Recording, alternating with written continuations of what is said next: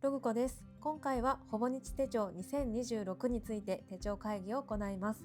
前半はこの公式ガイドブックの紹介と、初めて使う方やいつもと違う種類にチャレンジしたい方に向けてほぼ日手帳のサイズなどを全種類おさらいします。後半は解体新作ほぼ日手帳について手帳会議していきたいと思うので、手帳会議だけ見たい方はコメントのタイムスタンプから後半へ飛んじゃってください。新しい手帳って買う前のどれにするか悩んでる時がかなり楽しいですよね。ぜひ一緒に楽しく悩んでいきましょう。こちらほぼ日手帳の公式ガイドブックで毎年出ているんですが、今回初めて購入してみました。新作のラインナップはホームページとかでも紹介されているので、わざわざガイドブック買わなくてもいいかなと思っていたんですが、これ本当買ってよかったです。かなり充実した内容で、まずページ数が160ページとたっぷりあって、当たり前ですがこれ全部ほぼ日手帳についての内容になってます。それだけでも幸せなんですけど、本の半分くらいがほぼ日手帳を使っている著名人のインタビューや実際のページだったり、いろんな方のほぼ日手帳の使い方がじっくり見れる構成になってるんですね。個人的に面白かったのは、海外でのほぼ日手帳の使い方特集で、常識にとらわれない自由な発想の使い方をされていたりするので、とっても新鮮でした。また、みんなのほぼ日手帳のナイステクニック集、こちらもいろんな工夫が詰まった使い方を覗き見ることができます。さらに、どの種類の手帳が自分に合ってるかわからないという方向けに、ほぼ日手帳診断のようなチャートもあるのでおすすめです。とにかくかなり充実した内容になってますので、気になる方ぜひぜひご一読ください。それと、これは発見なんですけど、ほぼ日手帳って可愛いカバーありすぎる問題というのがありますよね。手帳は1冊しか必要ないけど、どれも可愛くて一つに決めきれないっていう厄介な問題ですね。でもこの本1冊あれば、全種類の新しいほぼ日手帳が掲載されているので、手帳を買わなくても持ってる感覚になれるんですよ。もちろん現物にはかなわないんですけど、あれもこれも欲しくて困るっていう方、とりあえずこの公式ガイドブックを買えば手軽に全種類網羅した気分になれます。試しに一家に一冊ぜひおすすめです。続いてはほぼ日手帳の種類についておさらいしていきます。まずはオリジナル A6 文庫本サイズです。中身は1日1ページ、日曜始まりや英語版ワンピース版もあります。ほぼ日手帳の代表的な手帳ですね。可愛いカバーだけじゃなくて、180度フラットに開くところや、このように万年筆でも裏抜けしないかつ薄い紙が人気の秘密かと思います。続いてカズン。サイズは英語サイズで、中身は1日1ページ。唯一週刊ダイアリーが手帳の最初の方についています。で、結構重めなので置き手帳向きですね。今画面に映っているほぼ日手帳もカズンサイズです。ページが広々としているので、たっぷり書きたい人なんかにとってもおすすめです。続いてアベック。サイズは A6 と英語があります。中身は1日1ページなんですが、特徴は半年ごとに分冊されたタイプになってます。なので英語サイズでもカズンの半分くらいの重さで持ち運びもしやすいです。私ほぼ日の英語サイズ好きなんですよね。大きな紙面がすごく書きやすくて、頭の中の整理とかもしやすくて気に入ってます。ほぼ日手帳を続けられるか不安だなっていう人は、とりあえず半年分でスタートするのもおすすめです。続いてプランナー。サイズは A6 文庫本サイズのみ。中身は1日1ページなんですが、すべて英語表記になってて、デザインがですねシンプルでかっこいいのが一番の特徴かなと思います。普通のほぼ日手帳に飽きた方や、ページ下の文章も英語になっているので、英語の勉強をしたい方にもおすすめです。お次は本。サイズは A6 と英語があります。かっちりした本みたいな手帳ですね。中身は1日1ページで、英語版もあります。カバーが一体型ですっきりしてます。このね、カバーに踊らされない潔さを感じるというか、私使ったことがなくて、いつか使ってみたいって思ってるんですけど、ね、毎年本が本棚に並んでいくとかってめっちゃおしゃれですよね。続いてウィークスです。スリム縦長サイズで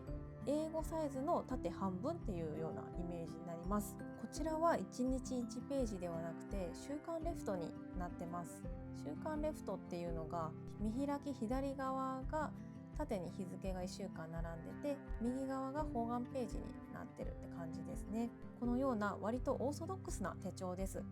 メモページが3倍ついているウィークスメガという種類もあります。スリムで持ち歩きに便利でビジネス手帳としても人気があるそうです。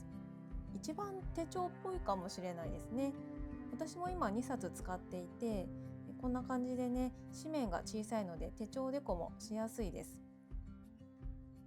なんでオーソドックスな手帳が欲しい人や手帳デコに挑戦してみたいなっていう方におすすめです。お次はデイフリーですね。こちらサイズは A6、A5 ともにございます。特徴としては中身がマンスリーとノートという構成になってるんですよね。1日1ページじゃない。ほぼ日手帳の一番の特徴の日付がなくて自由度がかなり高くなってます。ただページ番号があるのでちゃんと検索性は高いっていうのがポイントです。ほぼ日手帳って基本1日1ページなんで、それがまずハードル高いよねという方も多いと思うんですよね。実際毎日はなかなか書けないので、もちろん私も白紙のページたくさんあるんですけど、空白のページがあるのがどうしても気になるとか耐えられないって方は日付のないこちらがおすすめです。自分のペースでね、書きたい時に書けるっていうのが精神衛生上いいかなと思います。続いてはほぼ日の5年手帳。これは5年分の同じ日付を見開きで一覧できる手帳になっています。例えば自分自身や子どもの成長記録とかですね、思い出記録に最適かなと思うんですけれども、ほぼ日手帳の中でダントツのハードルの高さじゃないかな、思いません？でも一方で憧れの手帳でもあるんですよね。ついに2026年こそはこの5年手帳挑戦しようかなと考えているので、詳しくは後半でお伝えしていきますね。はい、このようにほぼ日手帳の全種類をおさらいしてみましたが、いかがでしょうか？それぞれの特徴を押さえて、ぜひ自分の生活スタイルに合うものを見つけてみてください。ではここからはほぼ日手帳について手帳会議をしていきたいと思います。まず2025年は私自身どうしていたかというと、ウィークス2冊にカズンのアベックの合計3冊を使っています。ウィークス1冊はこんな感じで YouTube のですね、スケジュール管理に使ったり、右側には嬉しかったコメントとかですね、メモして残しています。もともと2冊目のウィークスは英語の勉強用にしようと思って英語版を買ってたんですけど、結局全然勉強続かなくって、今は気が向いた時に手帳デコしています。こんな感じでですね、なんだかんだ結構気に入ってます。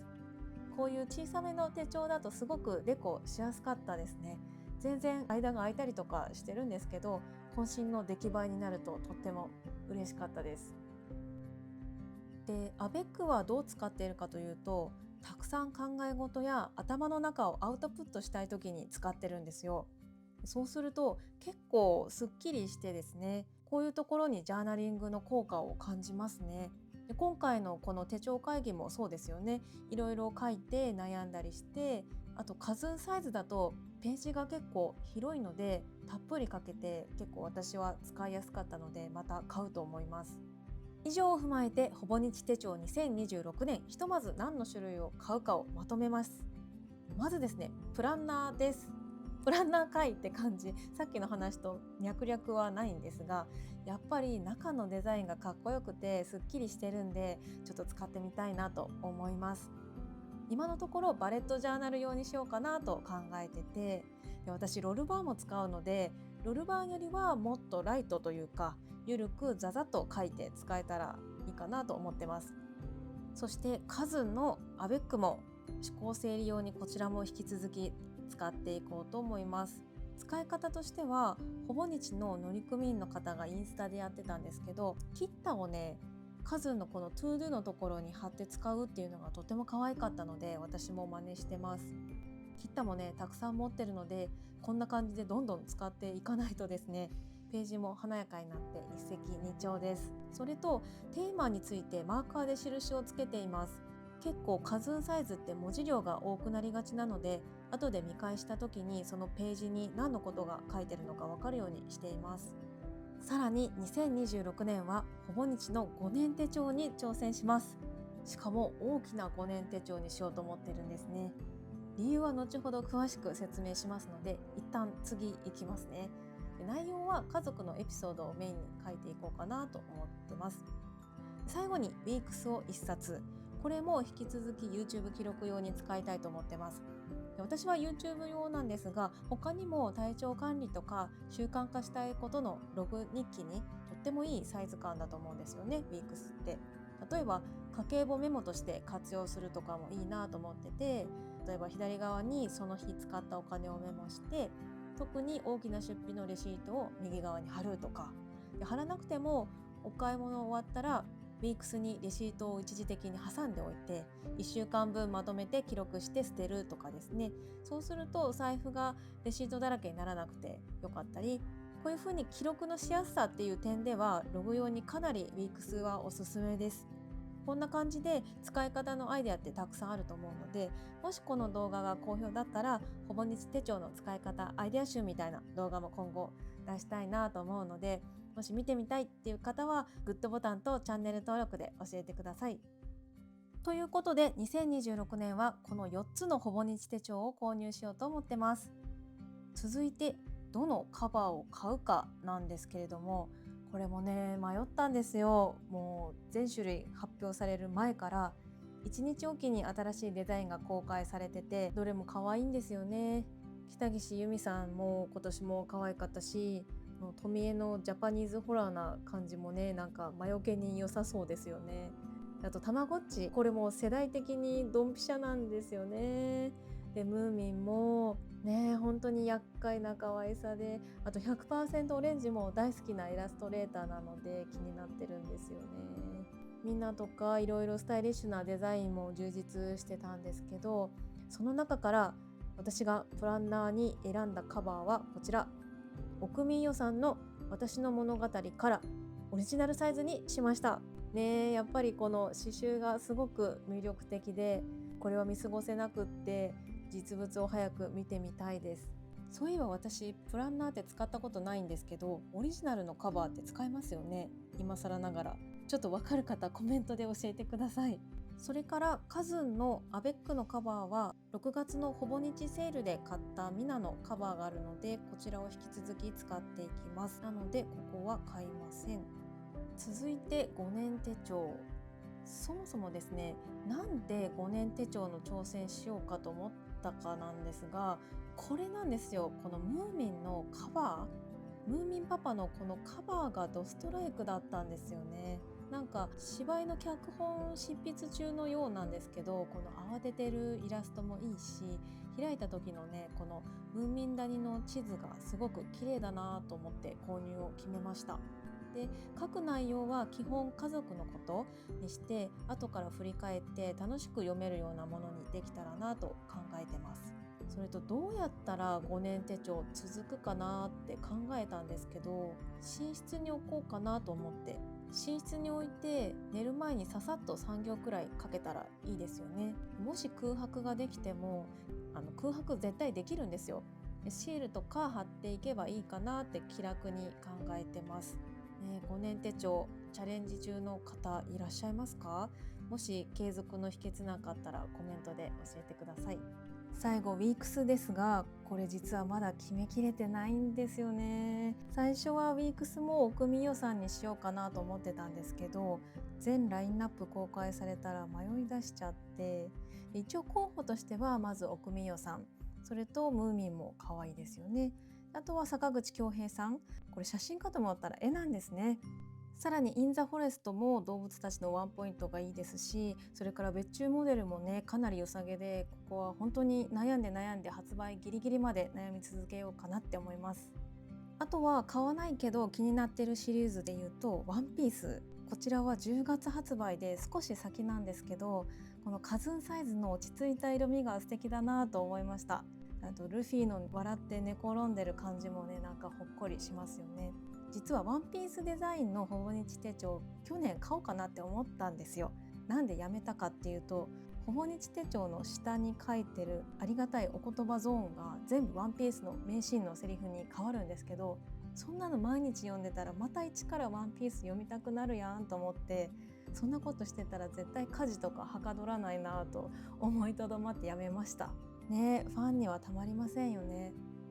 そしてなんと今年は手帳だけではなくほぼ日手帳アプリもリリースされるそうです。個人的に一番これが嬉しいかもしれない。なんかスマホを持ち歩くだけでその日のログを勝手につけてくれるみたいなんですよね。だからこれさえあれば後から時間ある時にゆっくり思い出しながら手帳に書いたりとかもやりやすくなるんじゃないかなと思います。めっちゃ便利ですよね。すごく楽しみです。買い物メモとかしててもいいですしね。写真もセットで残るから食事記録してダイエットとかいう使い方もできそうですよね。手帳とアプリを併用することでさらに続けやすくなりそうです。今回は2026年ほぼ日手帳の公式ブックや新作についてご紹介しました。9月1日の発売日以降狙っているアイテムが購入できたらまた近いうちに動画をアップしたいと思います。それでは次回の動画でお会いしましょう。6個の机からお届けしました。バイバーイ。